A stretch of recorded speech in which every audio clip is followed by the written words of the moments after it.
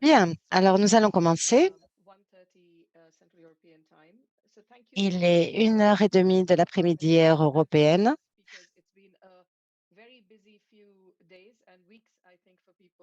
Alors, je voudrais souhaiter une grande bienvenue à tous nos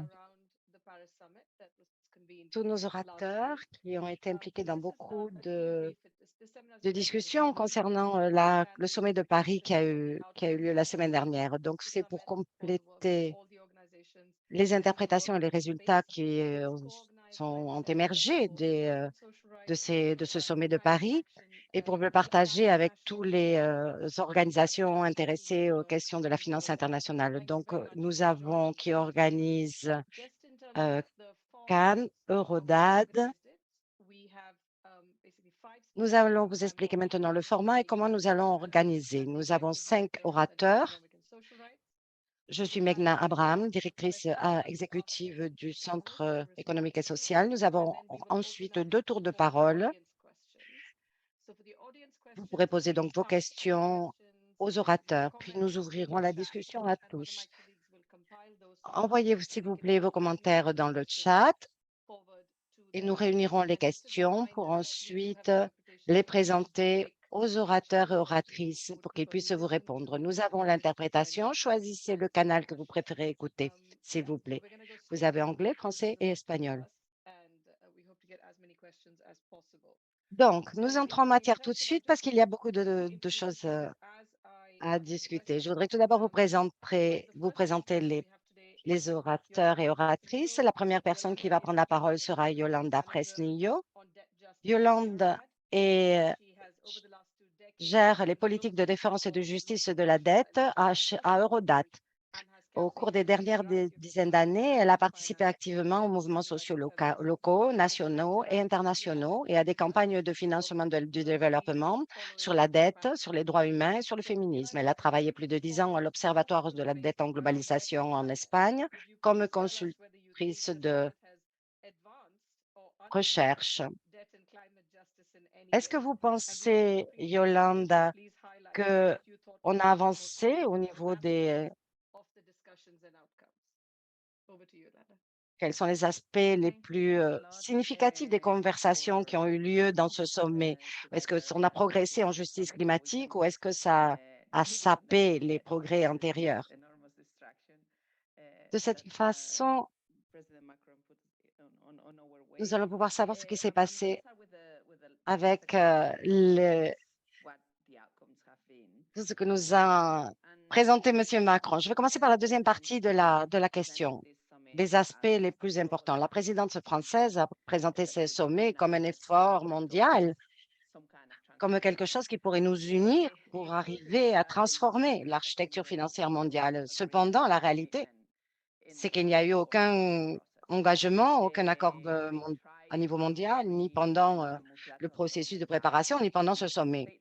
Ils ont essayé de se mettre d'accord sur une vision de comment traiter les banques multilatérales de développement. C'est inclus dans le résumé.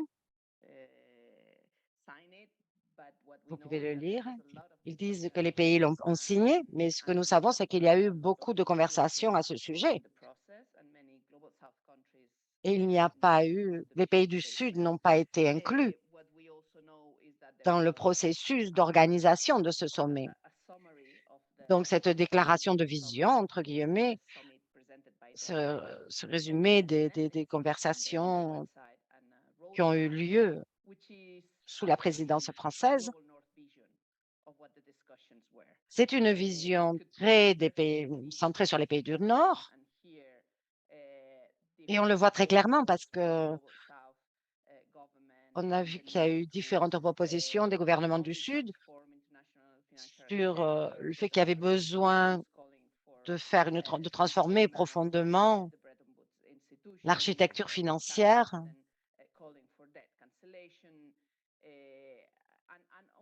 On a demandé l'annulation de la dette, réviser les accords de Bretton Woods, qui sont très vieux et très anciens, mais ils ont continué sans en tenir compte. Tout particulièrement la session de la matinée, Rien n'est apparu dans le résumé qu'ont présenté les Français, la feuille de route qu'ils ont présentée, qui donne le programme pour les prochains mois. Certains des sujets qui seront traités pourront être évalués, mais il y a un seul événement, un événement de l'ONU, qui sera la réunion des objectifs de développement durable. Et il semblerait que le Nord a peur d'avoir une conversation d'égal à égal avec les pays du Sud sur comment réaliser cette transformation des finances mondiales. Naturellement, ils préfèrent un show avec beaucoup de pays et définir eux-mêmes quels sont les résultats, au lieu d'avoir une conversation détaillée avec les différents États membres de l'ONU qui pourrait terminer avec un engagement sérieux de la part de tous. Concernant la dette et le climat, une des choses qui s'est passée, c'est très intéressant, c'était intéressant de voir comment il y a eu une annonce de l'accord auquel était arrivée la Zambie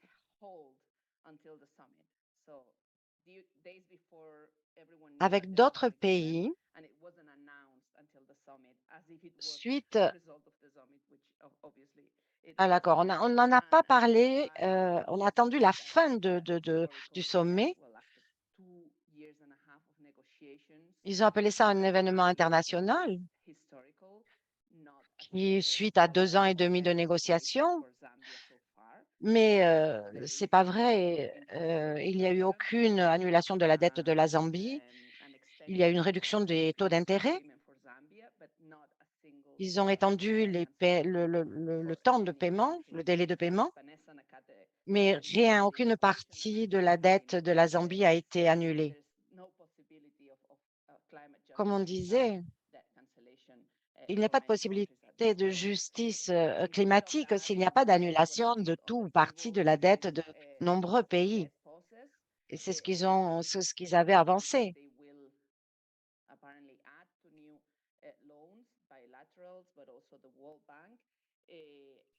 Il semble que de nouveaux crédits de la Banque mondiale seront appliqués. Ça pourrait être quelque chose de positif pour le futur, mais le problème, c'est que actuellement, nous devons nous adapter à la réalité actuelle. Les Barbades, par exemple, ça va rien résoudre pour eux.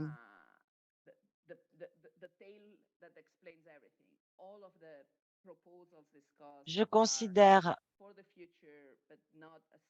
toutes les propositions qui ont été traitées étaient pour le futur, mais il n'y a pas eu de décision, ce qui pourrait être fait. Aucun dollar n'a été rajouté, les pays du Nord n'ont rajouté, non, aucun financement. Ils ont répété les engagements qu'ils avaient déjà pris et qu'ils n'avaient pas réalisés d'ailleurs.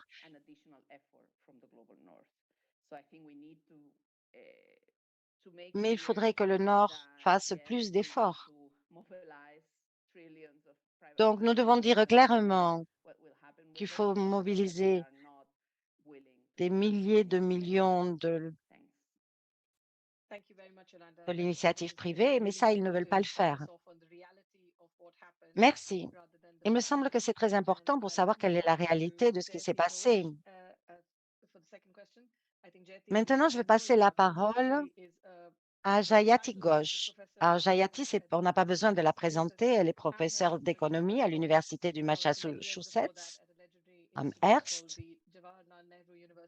Elle y a déjà donné des cours d'économie, également à l'Université Jamat Nehru de Delhi. Elle est coprésidente de la Commission internationale pour la réforme de la fiscalité des entreprises. Elle a beaucoup travaillé sur le mythe de la brèche financière que le sommet, soi-disant, était censé refermer. Merci. Je crois que Yolanda a déjà beaucoup expliqué tout ceci. On n'a rien fait pour réformer l'architecture financière internationale. C'était assez pathétique, ce sommet.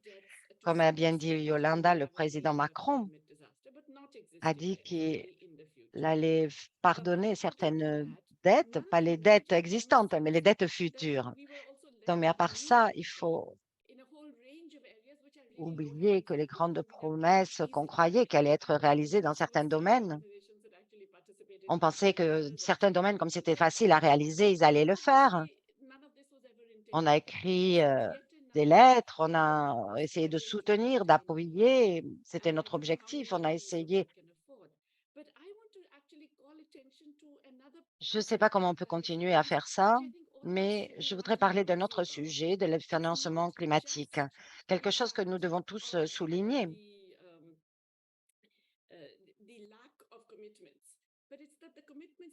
Non seulement il y a ce manque d'engagement, mais aussi les engagements qu'ils ont pris n'ont aucun sens. Je pense qu'on l'a dit assez clairement, hein. Je ne sais pas combien d'entre vous ont vu ce que je vais partager avec vous dans le chat, mais il y a une, une enquête de Reuters qui parle des pays qui recherchent la justice climatique, mais il n'y a aucune définition de la justice climatique. Donc, quels sont les exemples qui ont été présentés par des pays au sein de l'ONU? L'Italie, par exemple. L'Italie a aidé certaines personnes à payer Marriott pour qu'ils étendent un hôtel sur la côte qui est sur une colline au bord de mer. Ils ont financé un film qui a été réalisé dans la forêt américaine, un aéroport au Bangladesh, etc. La question, c'est que nous savons que l'argent qu'ils disent qu'ils ont dépensé, c'est le Japon surtout qui a financé avec 37 000 millions, 7 milliards.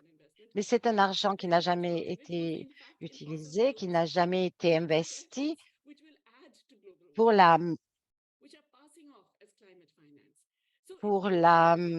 l'adaptation au changement climatique ou pour l'atténuation des effets du changement climatique. Au contraire, quand on finance un aéroport, on empire le carbone. Donc, que se passe-t-il? Si c'est de cette manière qu'ils investissent l'argent destiné au climat, d'une manière qui même empire l'empreinte carbone, donc ça, c'est le minimum que devrait atteindre ce sommet, serait d'avoir une définition claire de ce qu'est la justice climatique, qu'elle définisse des normes claires de comment doivent être faits ces investissements climatiques. Ensuite, nous avons le problème de la dette, comme a mentionné Yolande. Il y a un autre point qu'ils n'ont pas traité, ce sont les objectifs du développement durable.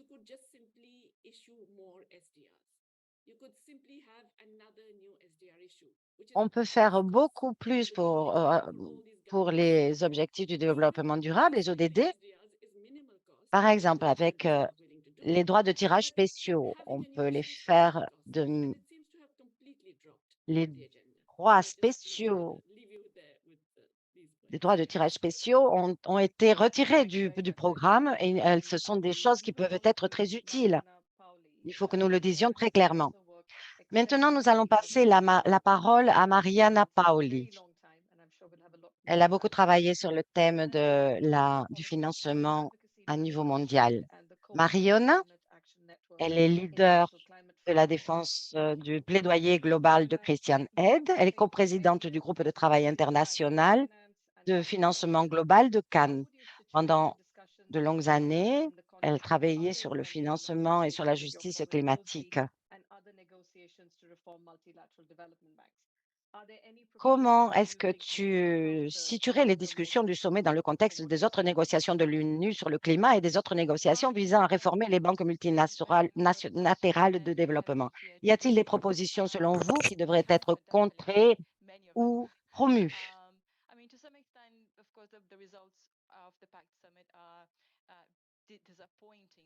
D'une certaine manière, les résultats de l'accord de Paris n'ont ont été décevants.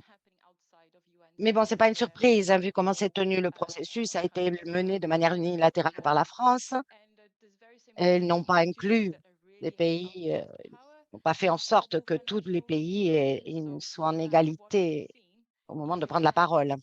Ce que nous avons vu, c'est qu'une fois de plus, ils se basent sur des instruments qui créent ou qui empirent le fardeau de la dette.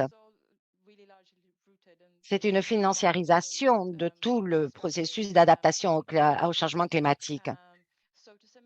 Ils continuent à se baser sur une idéologie d'extractivisme et on a perdu l'occasion d'avancer dans la justice climatique et dans le financement climatique, alors que c'est ce qu'on voudrait faire dans le financement de l'ONU. Je ne parle pas simplement de manque de progrès. Il faut qu'on fasse face, qu'on affronte ça. Il faut qu'on soit clair. Le problème principal, c'est que les solutions que propose le secteur privé pour le financement du changement climatique, on voit que les pays, l'ONU, les pays développés ont demandé qu'il y ait plus de financement public contre les dommages et à s'adapter au changement climatique. Les accords de Paris, de fait, se basent sur le principe des différentes responsabilités et capacités des différents pays. En effet, les pays en développement qui n'ont pas pollué historiquement devraient payer beaucoup moins. Ils devraient contribuer beaucoup moins à ce financement de l'adaptation au changement climatique. Concernant les financements privés, ils refusent d'admettre cette responsabilité des pays du Nord. Donc, après avoir conclu l'accord de Paris, on a bien vu qu'il fallait augmenter le financement climatique, mais les capitaux privés ne se centrent pas sur l'adaptation. Ils ne sont pas adaptés. Ils n'aident pas à compenser les dommages et les pertes et les dommages subis par les pays du Sud. On s'est rendu compte qu'il y a d'autres instruments, comme ceux des 100 000 millions qui étaient cités antérieurement, qui peuvent utiliser, dépenser à n'importe quoi. Ça a été un désastre. Ce sont en plus des crédits et non pas des dons. Il faudrait recanaliser les droits de tirage spéciaux parce que ça va dépendre de l'approbation des États-Unis. Il faudrait que ça va être canalisé par le FMI et et ils vont continuer à appliquer les conditions des pays du Nord, alors que les pays du Sud souffrent de l'austérité déjà. Alors, quand on essaie de de changer le financement, les méthodes de financement pour sortir de ce qui est recommandé par l'ONU, ça devient un problème. Ils continuent à financer des pipelines de gaz, ils continuent à financer les combustibles fossiles. Et on voit également que le problème principal auquel il faut qu'on fasse face, c'est que les problèmes, on doit arriver à ce que les entreprises paient alors qu'ils ont des gains énormes. Les banques multilatérales de développement également. On voit qu'il manque encore un point important. On a vu d'autres solutions, d'autres fausses solutions au sein du système de l'ONU, comme la promotion allemande, comme d'assurance contre les pertes et les dommages. La promotion des marchés de carbone, ça permet de donner des licences aux compagnies pétrolières pour qu'elles continuent en fait à exploiter le pétrole et les combustibles fossiles. On voit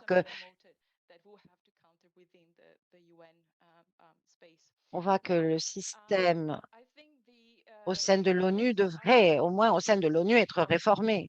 Je considère que par rapport à d'autres négociations visant à réformer Les banques multilatérales de développement, ce qu'ils ont fait pour l'instant, c'est nous distraire. L'évolution de la Banque mondiale, ils ont beaucoup de réformes qui visent à avoir un plus grand rendement. Ça a l'air ambitieux, ils le présentent comme quelque chose d'ambitieux, mais en fait, c'est complètement déconnecté de tout ce que demandait le pays du Sud. Le, le secteur privé est totalement incapable de donner des solutions pour l'instant. Ce qu'on disait dans le G7, c'est que on ne se centre pas sur la responsabilité des différents pays. On ne se centre pas sur la réelle quantité de pollution que produise un pays ou un autre. Il ne s'agit pas de sauver des vies. Il ne s'agit pas de sauver ses bénéfices. On sait qu'il y a des ressources disponibles.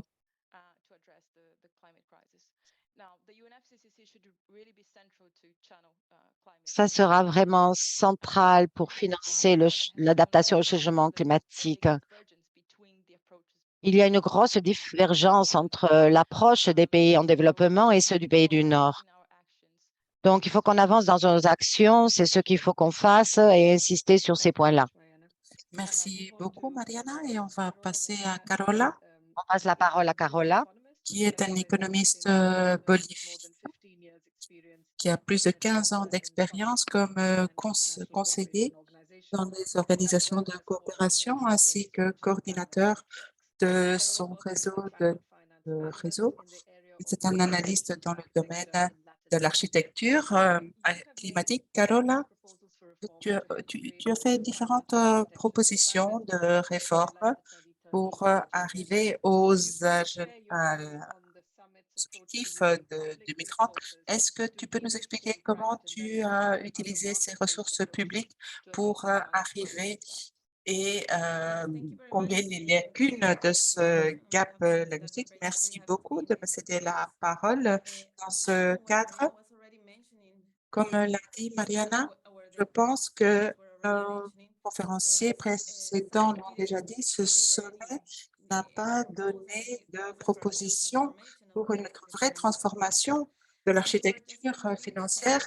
Il promouvait exactement la même chose qu'avant, c'est-à-dire une de ces choses est plus de participation du secteur privé et pour résoudre cette lacune financière. Nous ne sommes pas d'accord avec les pays du Nord, les pays riches pour mettre cela sur la table et pour oublier en quelque sorte cette crise.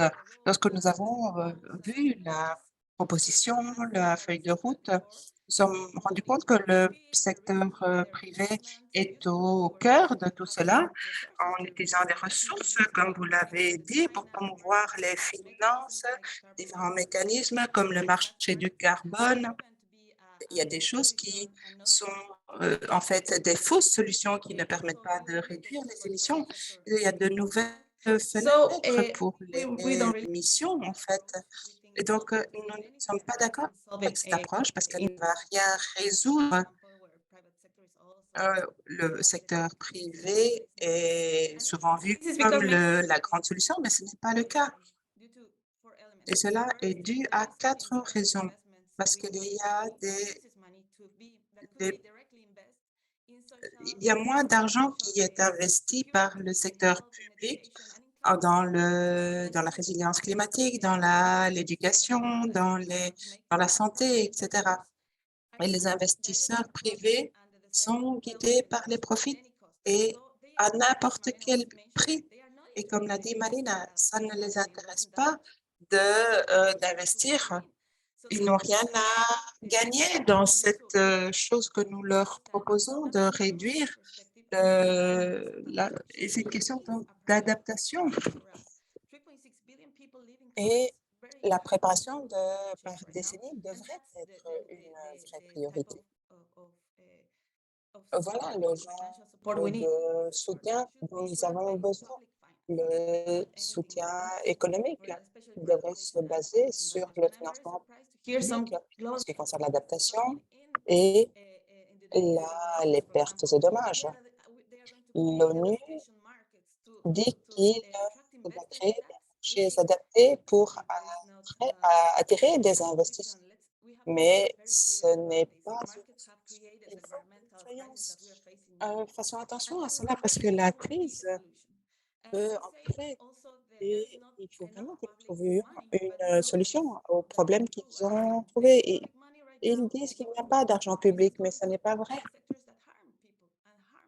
L'espace public, les finances publiques des pays du Nord euh, euh, sont en train d'abîmer la planète et les personnes. Mais nous voyons qu'il y a de l'argent pour les guerres, pour les militaires, et ce sont des choses qui font mal à la personne, au climat, et elles ne vont résoudre. Et pour cela, il y a des donc, ils essayent de chercher différents contributeurs, les ONG, la coopération, les organisations philanthropiques, les secteurs privés. Et ça, ce n'est pas une stratégie pour éviter la responsabilité de ces pays riches qu'ils ont par rapport à nous et par rapport à la planète. Et ce n'est pas juste. Et c'est aussi quelque chose que j'ai vu dans les espaces lorsque nous avons vu comment cela, lorsqu'il y a 15 jours, nous avons parlé de cela à Bonn, les pays riches comme la France prouvaient cette approche pour que tout le monde s'assied autour de la table, pour respecter ces grands objectifs, que tout le pays s'aligne avec ces grands objectifs de faibles émissions pour un développement différent, mais en fait, ils oublient les responsabilités et leurs propres ils ne donnent pas de réponse aux dommages qu'ils ont créés selon l'objectif 9, l'article 9. Même si c'était un mauvais objectif, c'était un objectif du nord vers le sud et ce n'est pas une question de solidarité, mais de réparation, de responsabilité. Il faut vraiment que nous fassions attention à ce processus et à cette stratégie qu'ils essayent de promouvoir. Merci. Merci beaucoup, Carola. Nous allons passer à Mathieu à Paris, qui est le coordinateur de la plateforme française sur la dette et le développement, PFDD, qui réunit 26 organisations et syndicats qui travaillent pour une solution plus large de la dette des pays du Sud. Mathieu, vous avez suivi tout cela depuis le début avec les mouvements et la société civile, surtout depuis le Sud global. Est-ce que vous pourriez partager avec nous vos implications, vos idées en ce qui concerne sa légitimation, s'il vous plaît? Merci, bonjour à tous, merci de votre invitation. Je vais continuer en français. En effet, de mon côté, je ne reviendrai pas justement trop sur le fond politique des choses qui ont été décidées ou discutées, car je partage ce qui a été dit par les panélistes précédentes, très clairement. Mais en effet, côté société civile, en novembre en fait 2022, on a vu passer cette annonce d'Emmanuel Macron à la COP27 d'organiser 7 mois plus tard à peine un sommet pour un nouveau pacte financier en réponse à une demande d'engagement par Mia Mottley. Donc très rapidement, les ONG françaises actives sur les questions de développement se sont un peu mobilisées pour contacter les équipes organisatrices et demander un rendez-vous, ce qu'on a obtenu à la mi-décembre 2022. Lors de ce rendez-vous, en fait, on a aussi pu comprendre que les équipes de la présidence de la République française ne semblaient pas vraiment avoir prévu cette annonce et se retrouvaient un peu déjà dépassées par l'organisation d'un tel sommet en peu de temps. Et dès ce même rendez-vous, en réponse à nos questions en termes d'inclusivité de la société civile et des pays du Sud, nous avons eu l'info que des groupes de travail thématiques se mettraient en place avec des représentants de pays Sud et Nord. Et c'est justement, nous, on avait bien insisté pour que le Sud soit vraiment représenté. Leur argument, entre guillemets, représentation Sud, était alors la coprésidence indienne, dont on a vu le résultat avec même l'absence de Modi durant le sommet. Nous avions demandé en fait de pouvoir intégrer 3 à 4 participants ou participantes de la société civile et finalement donc on avait eu un accord pour 2 personnes, une personne nord, une personne sud. C'est donc comme ça qu'un collectif ad hoc d'ONG français s'est donc créé pour essayer de coordonner la société civile impliquée dans les groupes de travaux, en partageant les informations, avec la rédaction de documents, en faisant des commentaires sur les documents soumis, en mutualisant un peu les recommandations qu'on pouvait avoir. Et d'ailleurs, Gaïa est d'ailleurs là, et je la remercie encore pour son travail de coordination sur le groupe de travail 1. Et donc très rapidement, en fait, plusieurs constats alarmants sur la préparation ont eu lieu sur la préparation du sommet et sa légitimité. Donc, comme on l'a déjà dit, en fait, les États représentés finalement dans les groupes de travaux étaient principalement des pays du G20, avec donc 1 ou 2 pays du Sud par groupe de travail seulement, et après surtout des représentants des institutions internationales et du secteur privé. Deuxième constat, la société civile était très peu écoutée, que ce soit par la faiblesse du temps de parole, la faiblesse des reprises des arguments des organisations de la société civile dans les documents de travail, etc. En plus donc d'objectifs on a rapidement compris être assez faibles sur nos sujets respectifs. Côté société civile française, on a essayé au mieux d'inclure la société civile du Sud, mais c'est assez compliqué lorsqu'on demande de réagir en 48 heures pour, en plus, ensuite, une prise en compte assez faible par l'organisation. Et donc, finalement, même juste avant le sommet, même les États du Sud, on les a vus, on a su qu'ils étaient frustrés de n'avoir été consultés, par exemple, que 2 semaines avant l'événement pour endosser un texte sur les banques multilatérales de développement, typiquement. D'ailleurs, c'est un ressenti qui a été confirmé par des officiels sud, que ce soit au sommet de Paris ou même au forum de Paris, l'événement du Club de Paris juste avant. Justement, un ressenti que les livrables, un peu que la plume des livrables avait été tenue par les pays du Nord et surtout la France. Et donc même, bon, c'est un constat qu'on peut revoir durant le sommet où les États du Nord, Macron en tête, affirment leur volonté de se placer parmi ceux qui veulent mieux faire fonctionner le système plutôt que de le changer. Et en face, des États du Sud qui rappellent l'urgence de la situation, la nécessaire transformation de l'architecture financière internationale, en plus de mesures urgentes pour résoudre les crises de la dette et du climat, comme on a pu le voir avec certaines interventions, notamment du président tchadien Déby ou le président du Kenya, Ruto.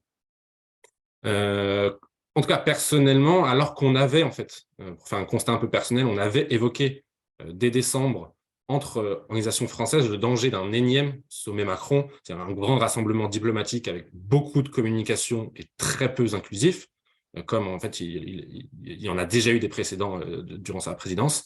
Bah, en fait, voilà, le manque d'ambition politique s'est bien confirmé, comme les panélistes précédentes l'ont rappelé. Et enfin, pour voilà, dire l'ONU aura presque été une non-question, alors que c'est dans cette instance que ces sujets doivent être évoqués si on cherche une représentativité et une légitimité. Et c'est pourquoi, pour finir, je pense que le rétablissement de la confiance Nord-Sud, tel que promis par la France, est clairement un échec. À nous de voir maintenant comment on peut capitaliser cela pour rappeler l'importance de la prise en compte des voix des pays et des citoyens et citoyennes du Sud, donc première victime des crises de la dette et du changement climatique, pour une vraie transformation, une véritable transformation de l'architecture financière internationale. Merci.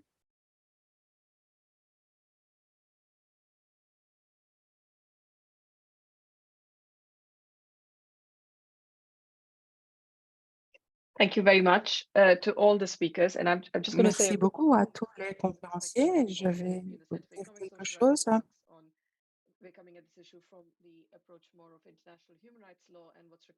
Et en ce qui concerne la justice climatique, tous ces conférenciers ont parlé de ce que nous avons vu. C'est beaucoup de bruit, mais que ça ne voulait pas dire grand-chose dans ce contexte. Mais je crois qu'il y a des dangers au-delà du fait qu'il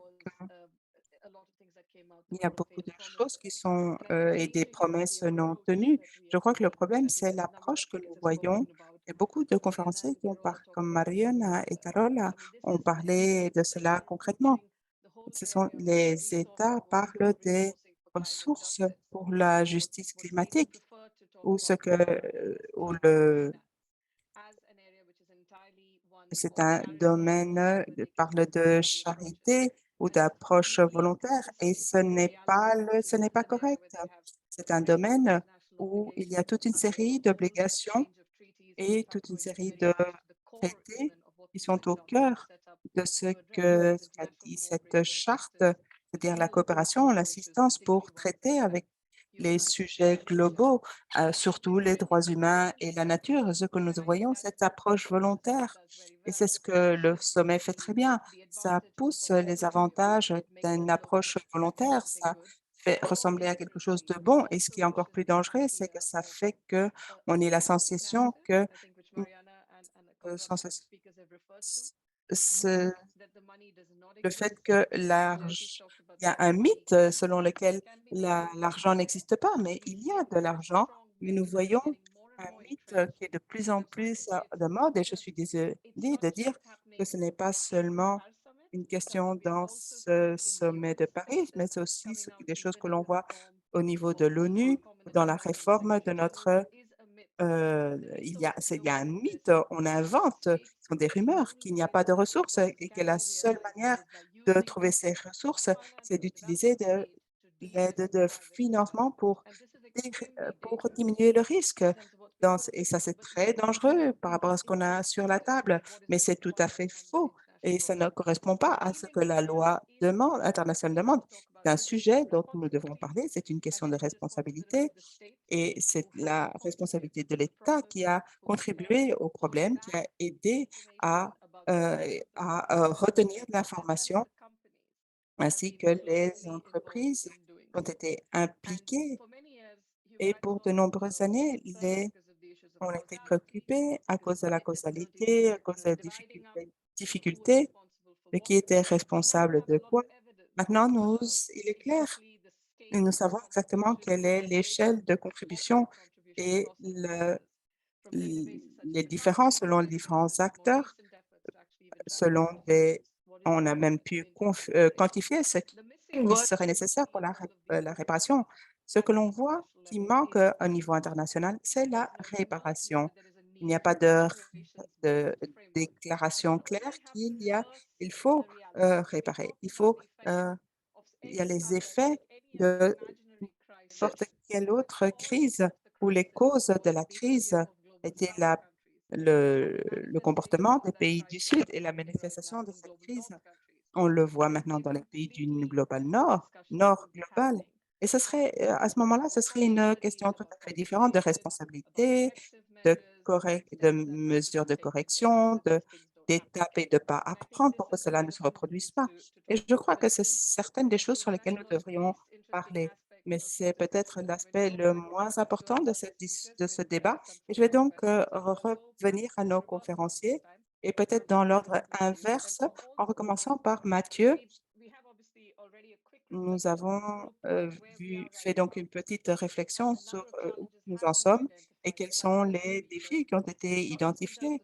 Mais tous les conférenciers, en ce qui concerne et comme je l'ai dit, une question qui nous traverse tous, c'est qu'est-ce que cela veut dire? Qu'est-ce qui s'est passé à Paris? Il y a cette feuille de route qui a été écrite. Il y a, en prenant l'exemple de la France et l'Angleterre, ont annoncé qu'ils vont faire une feuille de route sur le crédit. Donc, il y a des choses très concrètes qui apparaissent au niveau. Donc, j'aimerais que nous disiez, vous nous proposiez une ou deux Society qui pourraient groups être and governments to utiles prioritize, and pour that que could be le prioritized. gouvernement et We la would hope société is civile devraient mettre comme priorité. Et ça peut être, le gouvernement ou un autre acteur ou des choses dont on devrait faire. Donc, je vais commencer par Mathieu. Mathieu a la parole. Oui, en effet, si on peut-être revenir sur quelques mesures, à mon avis, côté, en tout cas, la plateforme française, enfin, vraiment, si on doit prendre en compte ce qui vient de se passer, je pense qu'il est prioritaire de continuer à demander, l'annulation des dettes par tous les créanciers, y compris privés et multilatéraux. On voit qu'on a des alliés aussi sud, même au niveau gouvernement, sur ces questions-là. Et il faut vraiment, voilà, ça remontre ça. Donc voilà, pour ramener les dettes à un niveau qui permette enfin vraiment de satisfaire les droits fondamentaux et les besoins essentiels des populations pour tous les pays qui en font la demande, et y compris les pays à revenus intermédiaires.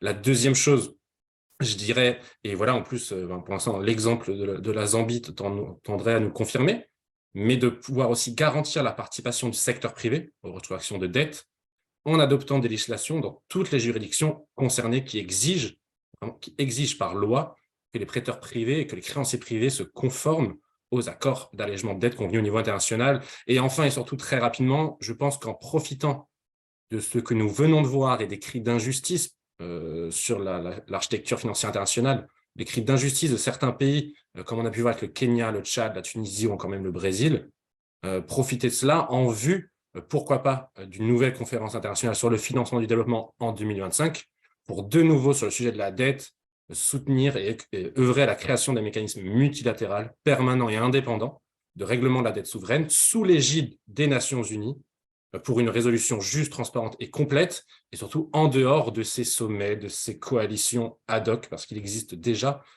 une institution pour parler de ça de manière légitime.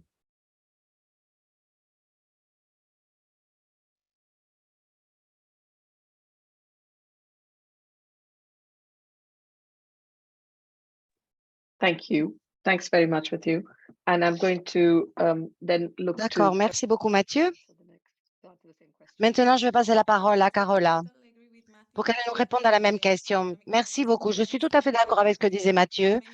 Les mouvements de la justice ont travaillé beaucoup depuis de nombreuses années sur de nombreuses propositions et il faut en effet créer cet organisme international sous les auspices de l'ONU pour créer faire un premier pas, qu'il y ait des négociations véritablement. Et maintenant, nous dépendons de la volonté politique d'un groupe de pays, un petit groupe de pays riches. Et ça ne va rien résoudre, bien sûr. Ils veulent toujours se baser sur la dette pour résoudre des problèmes ça ne va rien résoudre. Deuxième question, c'était sur la réforme de la gouvernance économique globale. Dans le cadre des institutions de Bretton Woods, dont on a beaucoup parlé de la réforme de la Banque mondiale et du FMI.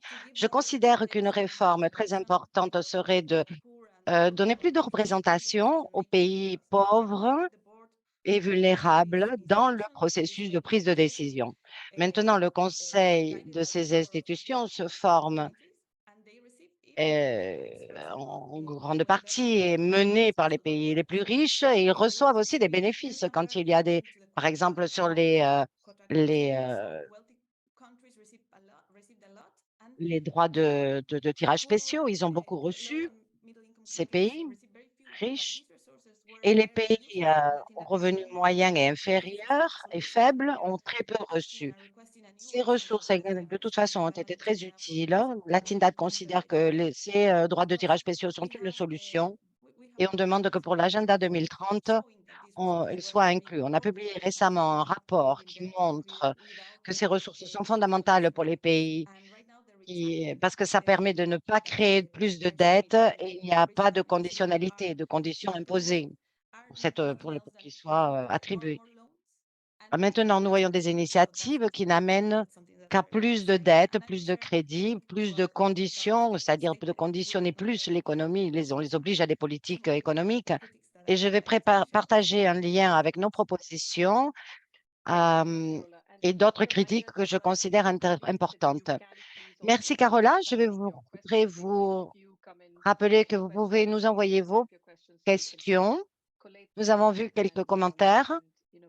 Envoyez-nous vos questions, si vous voulez bien, dans la case questions-réponses. Et comme ça, ils vous répondront. Je vais essayer la parole à Mariana. Je voudrais continuer avec un sujet qu'a abordé Carola. Avant tout, je considère que nous avons la chance, l'opportunité de continuer à pousser sur la question de la gouvernance. Le FMI actuellement est en train de revoir les quotas de participation. Dans les 2 ou 3 mois prochains, ça peut être une très bonne occasion d'augmenter cette participation des pays du Sud à la prise de décision à l'ONU. Donc, c'est un bon moment pour travailler, pour insister, pour pousser dans ce sens-là. Et je considère que dans le futur, les négociations sur les pertes et les dommages On voit qu'il va y avoir des négociations en août sur ce sujet. C'est très important que l'on sache comment va être canalisé le financement climatique, parce qu'il faut on s'assure que le financement des pertes et des dommages qui ont été identifiés à Paris doivent amener à ce qu'il y ait un plus gros financement. En même temps, en octobre, nous allons avoir la replanification du Fonds vert pour le développement, et c'est un instrument parfait. Ce n'est pas un instrument parfait, mais ça permet aux pays en développement de participer effectivement et à niveau local. Je considère qu'on doit agir concernant ces trois propositions. Merci. Merci, Mariana. Maintenant, je vais passer la parole à Jayati. Merci beaucoup à tous. Deux, trois trucs. Une première chose est un rapport aux instruments qui sont disponibles. Un des instruments que nous avons à notre disposition est la possibilité de créer des ressources à travers la fiscalité. Nous avons vu que nous avons une économie complètement inégale, déséquilibrée, et en même temps, nous voyons que nous n'imposons pas les grandes entreprises, les multinationales et les très grandes entreprises suffisamment. Il faut que nous nous assurions que les compagnies transnationales paient les mêmes impôts que les entreprises locales. Nous devons les traiter à niveau mondial. Elles doivent payer. C'est quelque chose qui doit être une priorité. Et c'est facile à faire. C'est la même chose au niveau de la fiscalité en général. On ne sait pas qui paye quoi parce qu'on n'a pas d'informations. On a besoin de plus de transparence. On nous dit que ce n'est pas possible, mais ce n'est pas vrai. Nous avons beaucoup d'actifs financiers, des actifs immobiliers dont nous pouvons savoir qui les possède et qui doit payer. Tout ceci est enregistré. Nous devons insister nous devons connaître les propriétaires des trusts économiques, ce 0,01% des propriétaires des entreprises. Ça aiderait beaucoup les pays en développement. Ça nous permettrait de nous centrer sur les personnes qui ont leur argent dans des paradis fiscaux.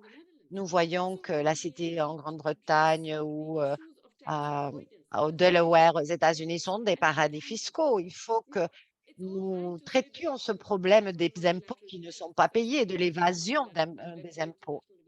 Tout ça, ce sont des choses à traiter. Que faisons-nous donc? Comment donner de l'espoir aux pays qui participent à ces réunions et qui courent d'une réunion à l'autre en essayant de trouver des solutions? Nous devons reconnaître ce qui est entre les lignes. Il y a un déséquilibre de pouvoir et c'est parce que si les pays du Sud n'ont pas de pouvoir, c'est parce qu'ils ne s'unissent pas. Il faut s'unir.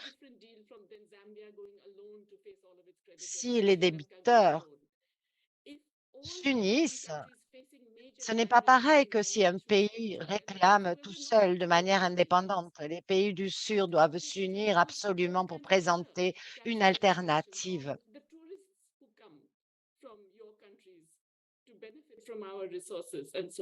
Parce que de manière indépendante, ils n'arriveront pas à faire que ces impôts soient créés. C'est forcément à niveau international qu'il faut taxer ces entreprises. La réalité, c'est que c'est un bon moment pour que les pays affectés réagissent de manière conjointe.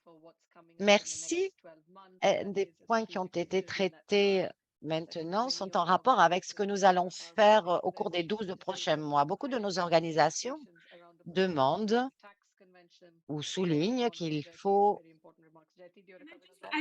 présenter une convention fiscale. Je voudrais dire une chose de plus sur ce sujet. En ce moment, en juillet, en Amérique latine, il y aura un sommet avec le Chili, la Colombie, le Brésil, etc. Et il semble que ce sera un exemple sur ce qui vont sortir des conclusions sur ce qui doit être fait dans le futur. Maintenant, je passe la parole de nouveau à Yolanda.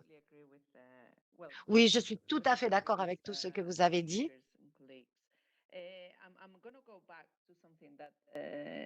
Et je vais revenir sur un sujet qui a été traité, les réparations. Il faut qu'on lance un appel beaucoup plus clair et beaucoup plus audible, une campagne très forte sur les réparations. On ne parle pas seulement de réparations, comme disait Mathieu, partie des conversations dans le groupe de travail numéro 1, au sommet de Paris. Il y a eu des négociations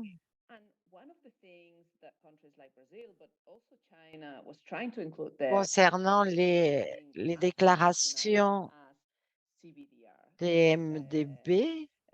Et bon, il y a le Brésil qui a présenté quelque chose de révolutionnaire.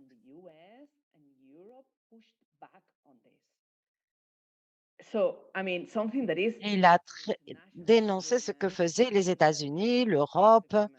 C'est un accord international au sein de l'accord de Paris. Il faut que l'on souligne le fait que le Nord, les pays du Nord doivent accepter leurs responsabilités concernant le changement climatique global. Il faut qu'on envoie un message très clair. L'annulation de la dette, c'est très important. Il faut qu'on continue à faire pression dans ce sens-là. On fera une déclaration avant que le sommet ne commence. 106 jours avant la fin de la COP, il faut que nous ayons atteint un accord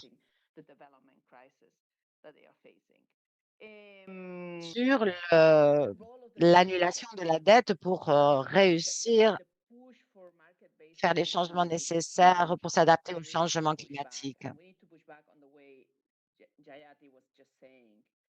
Nous devons réagir, comme disait Yayati.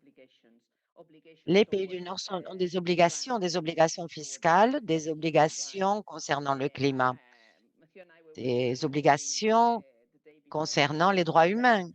Mathieu et moi avons été dans une réunion un jour avant le sommet et on parlait de transparence. Et une des personnes a dit, on va faire les choses simplement. Si la dette, c'est pas clair, si une dette n'est pas légale, il faut qu'on rende de l'argent qui a été payé. Et vraiment,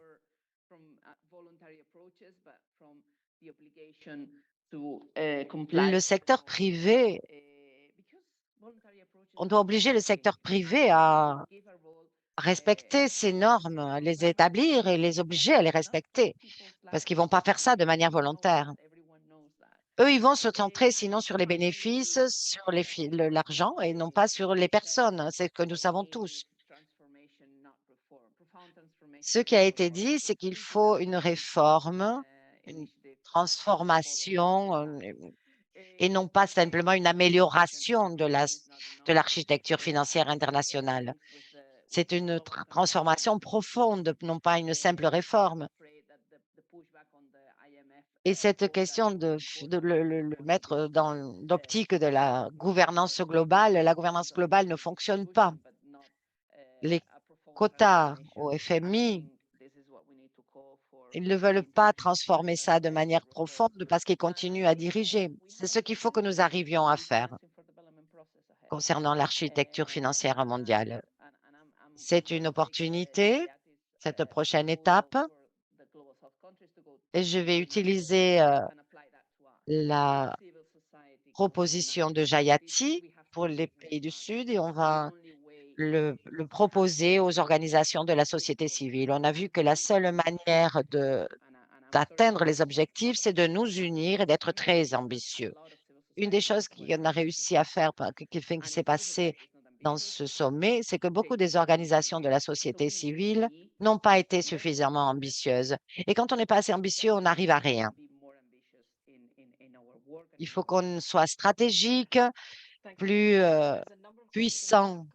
Merci beaucoup, la Yolanda. Il Il y a quelques questions en rapport avec ça et je vais essayer t'en présenter quelques-unes. Il y a une question en rapport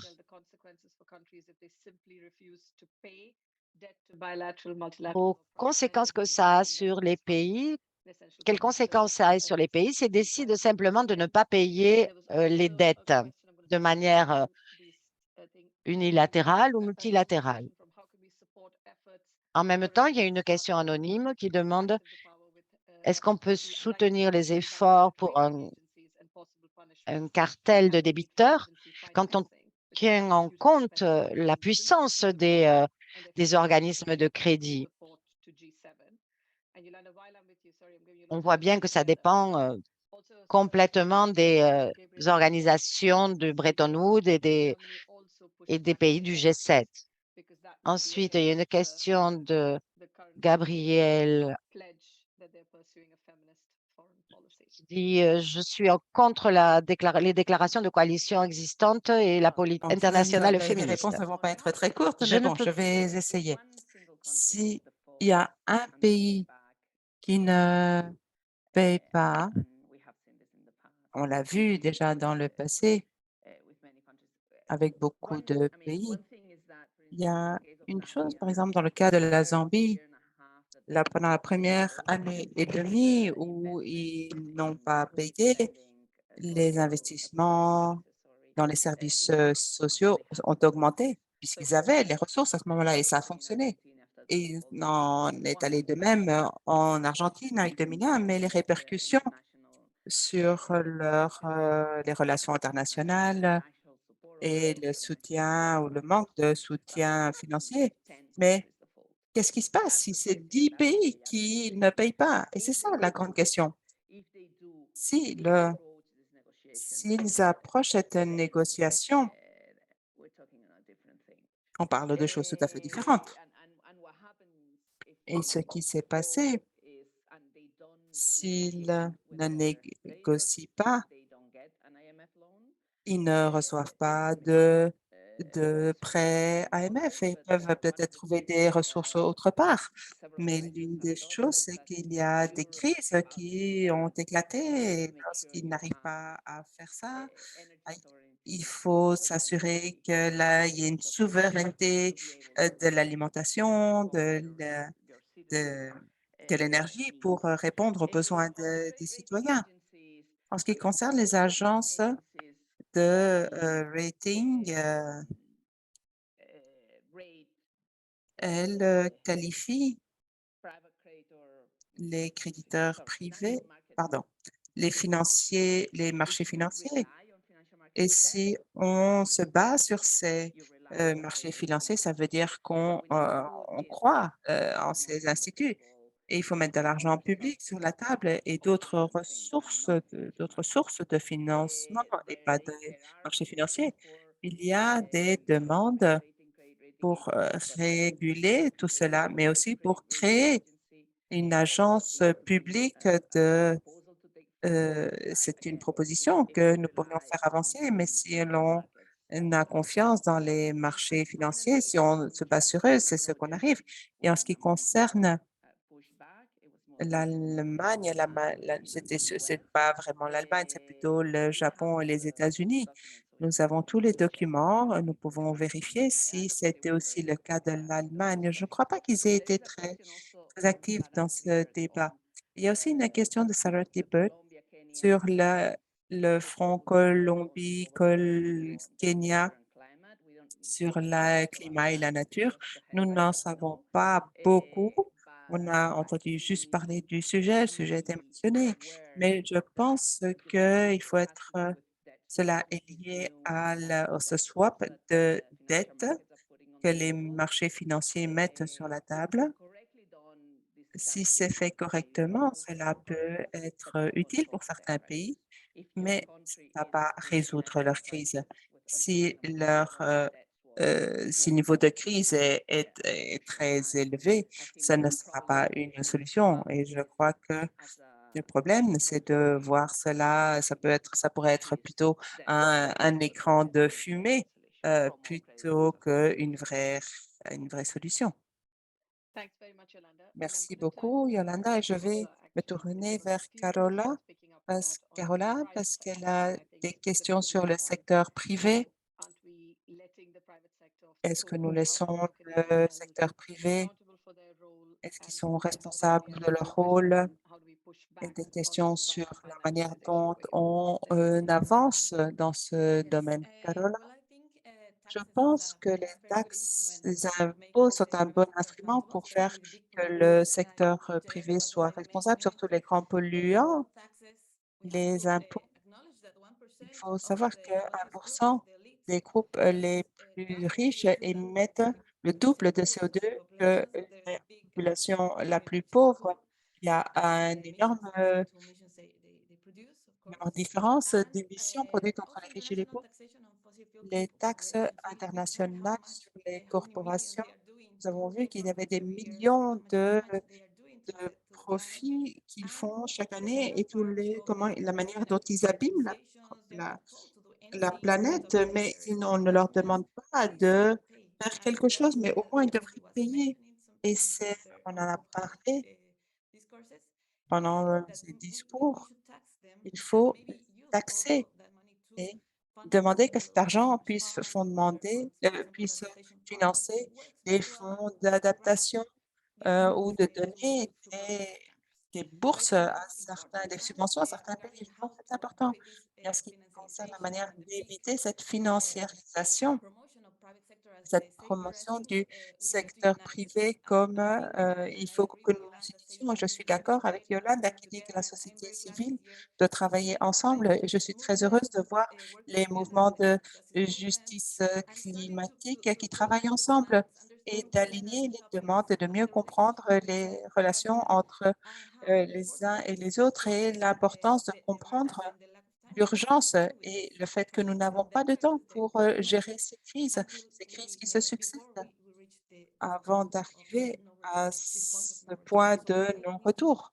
Il faut vraiment que nous travaillions ensemble et j'ai vraiment confiance dans les personnes et pas toujours dans les élus, mais il faut avoir confiance dans le pouvoir des personnes et des mouvements et il faut demander de toutes les manières possibles par quels sont les instruments, avec des critères de distribution différents. Ce serait très intéressant pour résoudre les problèmes. Ça pourrait être une autre proposition mise sur la table. Et pour commencer à analyser les solutions, les crédits,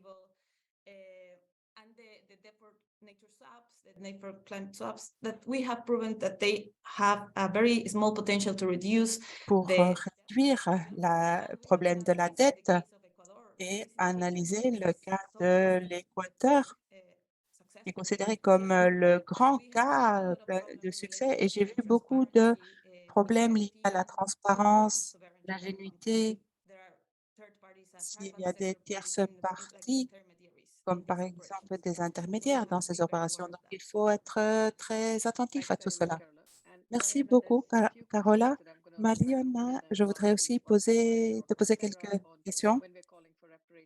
Lorsqu'on parle de réparation et d'annulation de la dette, qu'est-ce qu'il faut demander d'autre pour passer à l'écologie, à changement de ressources, mais comme si ce n'était pas suffisant comme question à te poser, étant donné une question de Sandra, étant donné que le sommet des ODD, est-ce que ça va nous permettre d'avancer pour arriver à une plus grande architecture et de la même manière, nous devons profiter de cette rencontre pour adopter la crise climatique, la dette et la réforme de l'architecture financière pour nous assurer qu'il n'y a pas d'autres débats comme celui de Paris. Et je voulais revenir sur ce dont nous avons parlé avant, c'est-à-dire les différentes capacités et le fait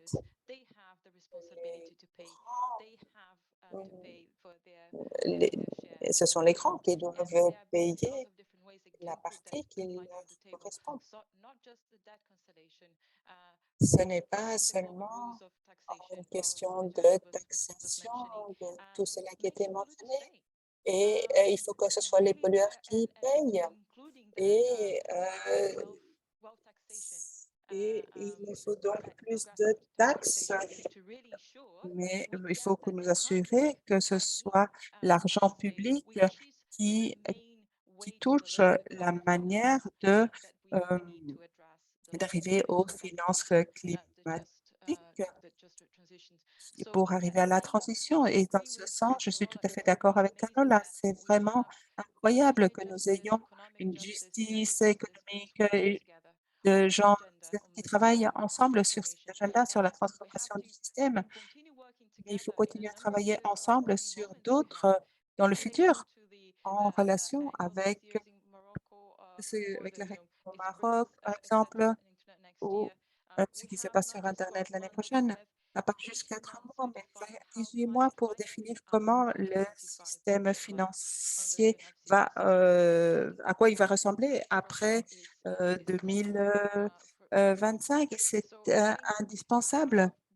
Je pense que notre rôle comme société civile est de façonner le récit de ce dont l'État a ce que l'État doit dire pour voir quel pays doit faire cela. Et en contrôlant les dommages, ça ne va pas être suffisant pour les faire disparaître. Il faut que nous insistions. Merci beaucoup, Mariana. JT, il y avait une question pour toi de Maria sur comment ces taxes peuvent aider à court et moyen terme. Yes, thank you. So, no, absolutely. Windfall taxes Oui, can clearly les taxes peuvent avoir un rôle, bien sûr, mais la plupart des profits que font ces grandes entreprises, donc les pays en voie de développement doivent être dans une position où ils peuvent taxer ces grandes corporations. Ce n'est pas facile, mais c'est possible si suffisamment de pays veulent travailler ensemble et trouver une stratégie conjointe d'imposition. Donc, ça, c'est une manière de faire les transactions qui sont disponibles tout de suite et idéalement, il faudrait le faire de manière internationale, mais sinon, les gouvernements peuvent le faire de leur côté. Alors, j'ai vu qu'il y avait une question sur la possibilité pour le secteur privé de participer. J'ai fait partie d'une réunion, je vais vous donner les références dans le chat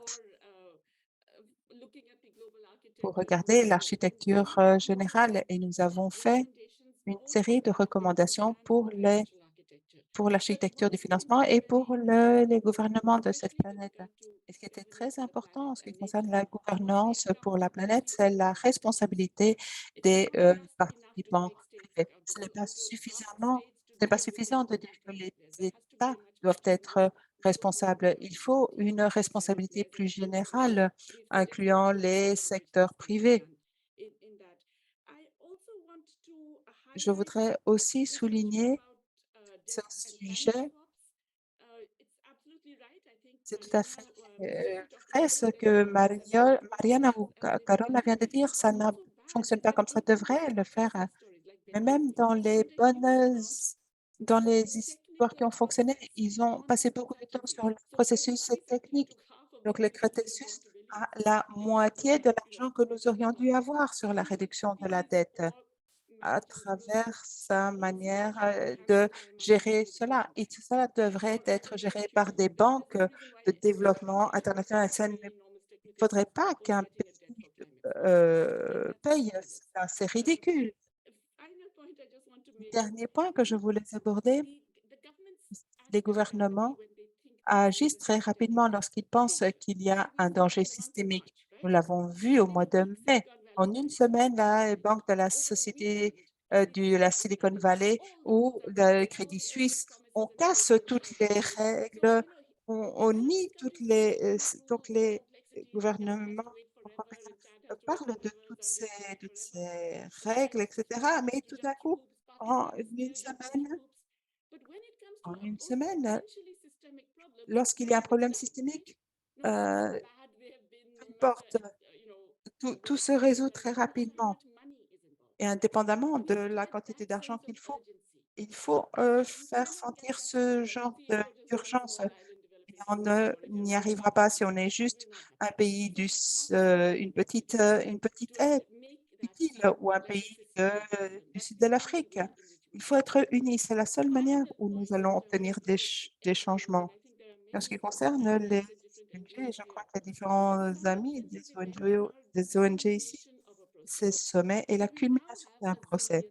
Mais maintenant, nous avons des sous-tendances. Nous avons tout le temps le G7, le G20, la COP, ou le sommet de la France qui n'est pas officiel. Et il y a toutes sortes de réunions d'Assemblée générale des sociétés. Ça peut continuer le sommet des ODD et ça continue, ça continue. Et je ne suis pas sûre que l'énergie que nous consacrons à participer à tous ces sommets arrive à quelque chose. On se rend compte que avant que le sommet n'ait lieu, tous les dommages ont eu. Donc, il faut voir où est-ce que nous consacrons nos ressources et notre énergie et parler des cas concrètement. Nous travaillons sur la société civile. Je ne sais pas le fait où ça va nous mener d'aller en courant d'une activité à une autre. Merci beaucoup, Jyoti.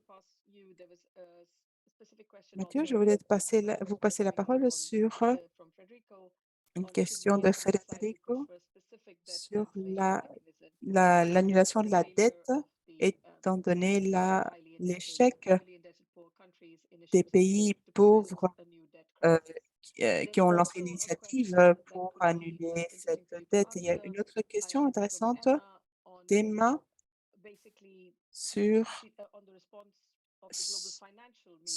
les réponses.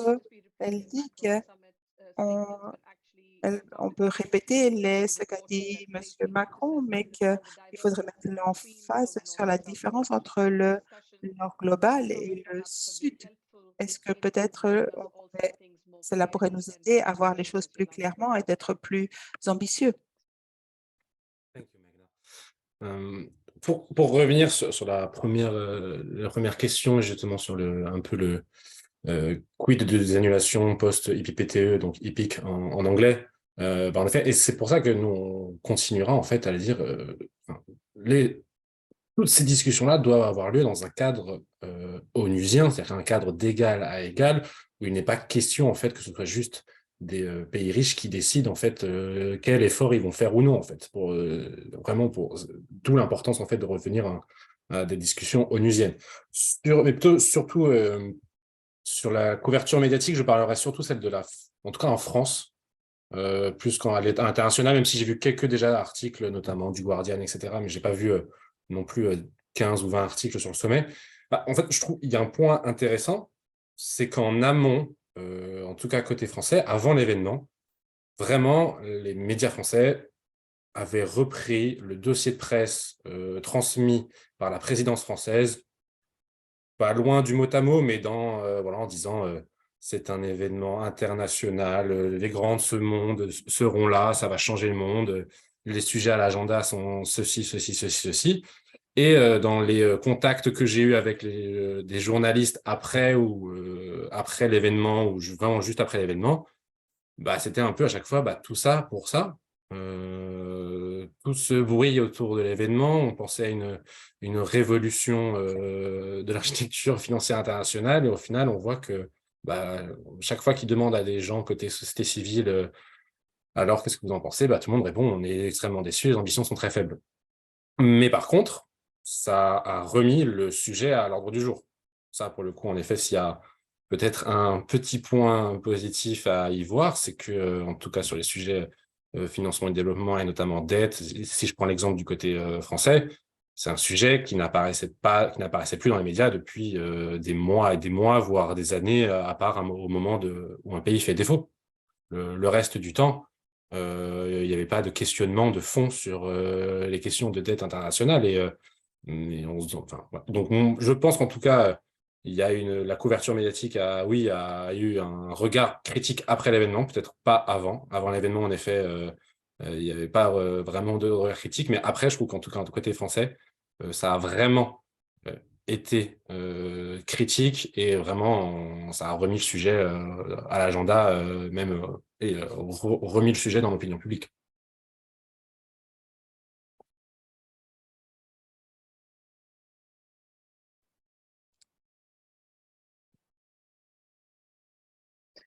Thanks very much, Matthew. I'm going to take Merci beaucoup, Mathieu. Il y a une question sur comment est-ce que nous pouvons travailler vers comme que ce soit une obligation selon la loi, les obligations et les conséquences sur les agendas. Et à mon avis, il y a eu une vraie recherche sur les efforts légaux et je vous avouerai qu'il y a 15 ou 20 ans, nous pensions que ce ne serait pas faisable, mais il y a beaucoup d'avancées au niveau régional et international à travers les cours de justice et je crois que c'est très important.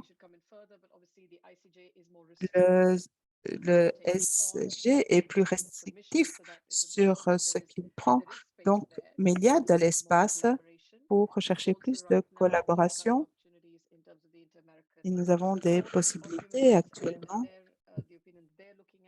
dans le Code américain des droits humains et au sein de la Commission. Je crois que pour moi, ce qui est important, c'est au niveau macro, en dehors du système légal, on a besoin de temps, surtout, et de encadrer ce travail.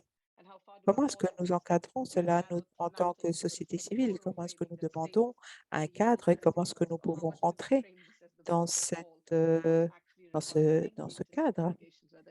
De quoi avons-nous besoin? Et il faut aussi faire un lien avec les obligations de l'État et les législations internationales sur le climat ou la dette sur la table que nous avons vue très clairement pendant la pandémie.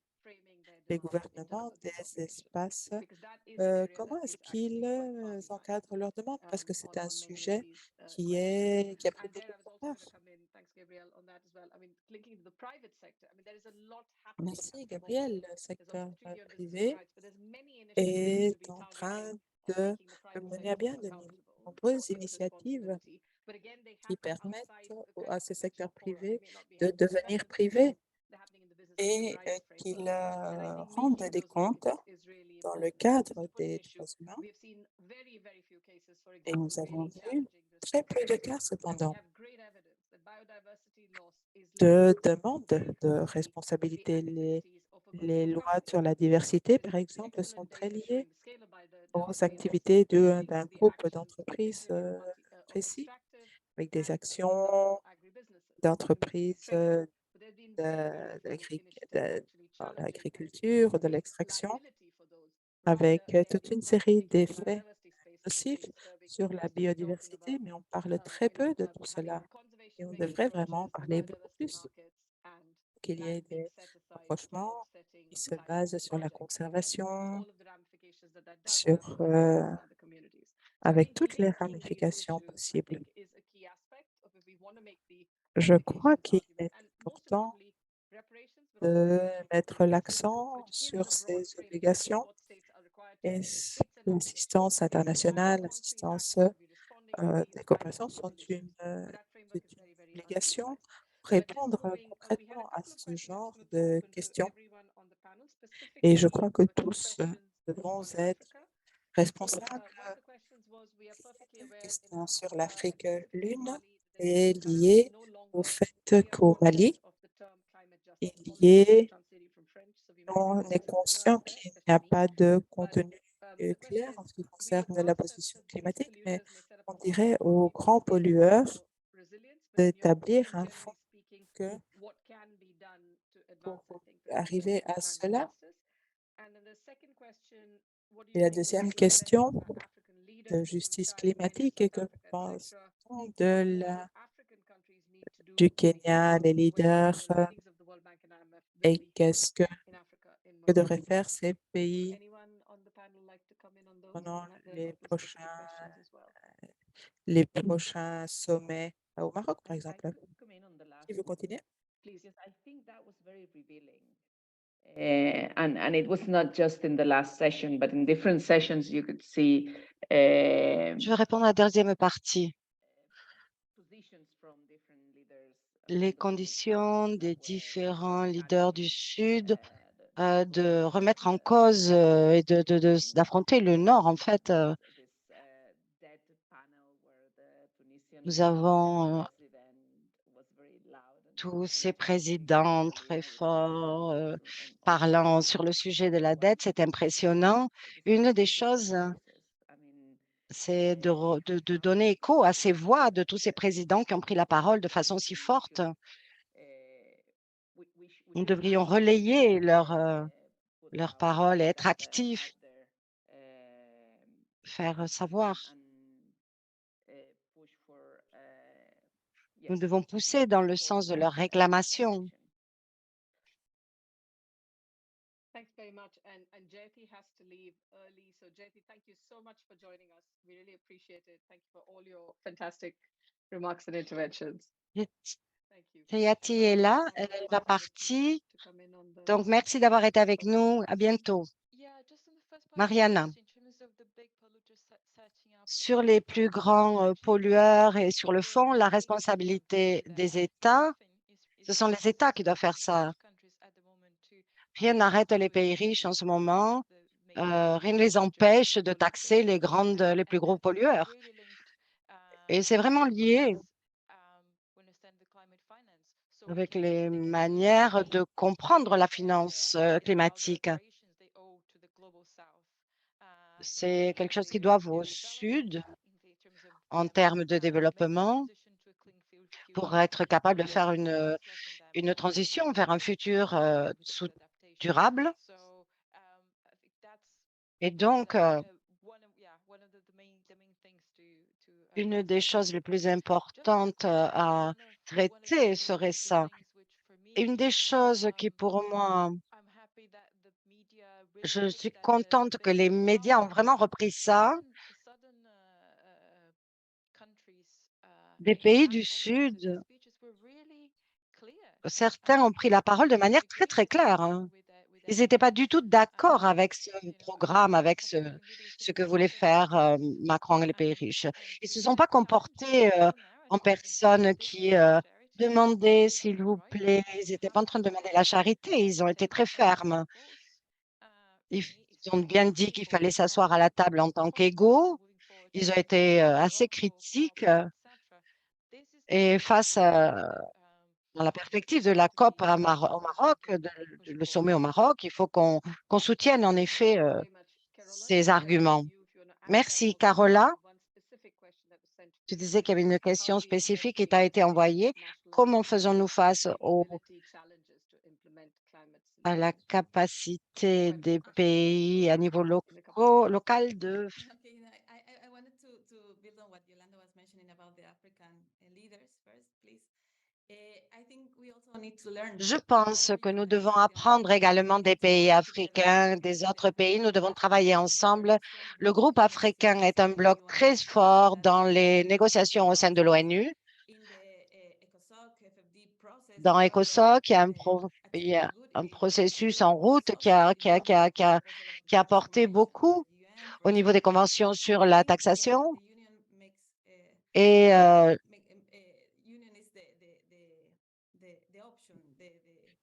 il faut s'unir, c'est ça la clé pour arriver à ce qu'on veut. Toutes les régions, comme la mienne aussi, l'Amérique latine, avec les nouveaux gouvernements, Lula, Petro, nous, on va pouvoir, certainement, on a de bons leaders pour aller dans ce sens. Merci beaucoup, Carola. Mathieu, tu voulais rajouter quelque chose? Oui, merci. Oui, en effet, juste pour rebondir, voilà, pareil sur ce que disaient Yolanda et Carola, en effet, je pense que c'est c'est vraiment, enfin, comme je disais aussi tout à l'heure, mais de surfer aussi sur cette vague il y a des leaders qui sont déplacés pour affirmer qu'ils n'étaient pas d'accord avec ce qui se passait, qu'il fallait faire beaucoup plus. Et je pense vraiment de pousser le plus possible pour faire entendre ces voix, montrer que la voix des pays du Nord, l'agenda des pays du Nord n'est pas l'agenda du monde entier et qu'il y a des solutions alternatives à ce que proposent les pays du Nord et que eux montrent comme révolutionnaires. Je pense que c'est primordial justement de mettre la lumière sur ces alternatives et comme disait aussi une autre intervention précédente que nous aussi, en tant que société civile, on soit plus unis. On a réussi à l'être, en tout cas, sur cette séquence-là, et aussi à être beaucoup plus ambitieux sur ce qu'on veut porter. Et au vu de l'urgence de la situation, on ne peut que être plus ambitieux et plus ambitieuse.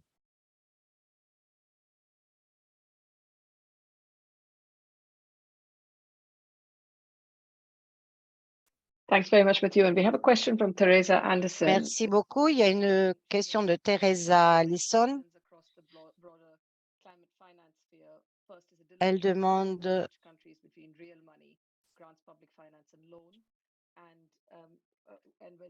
elle dit qu'il y a une confusion entre l'argent réel et les banques multilatérales de développement se positionnent pour donner plus de financement à travers différentes initiatives. Il y a quelqu'un qui veut nous expliquer comment ça pourrait se faire? J'aimerais dire que c'est complètement correct et que ça se centre sur ce que nous sommes en train de maintenant même. Je dois parler plus lentement, il faut que je m'en rappelle. Nous devons tenir compte de quoi nous sommes en train de parler. Nous devons établir une position sur ce que nous devons faire malgré les problèmes. Nous savons que le groupe de la Banque mondiale est difficile concernant le financement climatique. Ce qu'elle fait habituellement, c'est la dette, l'austérité. Il faut qu'on établisse une feuille de route que nous considérons qui serait la solution. Et personnellement, je considère Marianne a parlé de la confusion entre le financement climatique et je considère quand même que la complexité de ces questions, c'est qu'il y a des barrières à la participation des groupes de la société civile. Ça devient quelque chose de très technique, de très difficile. Donc, c'est nous qui devons construire en fonction de la réalité et des objectifs des 100 000 millions concernant les 100 000 millions de dollars. Et en tout cas, merci beaucoup à tous nos orateurs et oratrices d'avoir participé. Merci d'avoir nous avoir accompagnés dans cette réunion. Ça a été formidable de vous écouter. Ça a été fait à dernière minute. Merci donc à toutes les organisations qui ont participé. Ça a été co-organisé par Eurodad grâce à Yolanda, Pauline et toutes les camarades qui nous ont accompagnés sur la distribution, la diffusion de cet événement. Merci également au Centre pour les droits économiques et sociaux, au réseau d'action climatique, au réseau d'adaptation climatique. Merci aux interprètes. En tenant compte le fait que nous avons monté tout ceci au dernier moment, nous avons une préparation assez rapide. Merci beaucoup, José, Laïa, Maria Mekati. Et merci à notre très chère Alina qui a coordonné tout ça. Merci à tous les participants. Malheureusement, je ne peux pas vous voir tous. J'espère que ça aura été utile pour vous. Merci. Au revoir.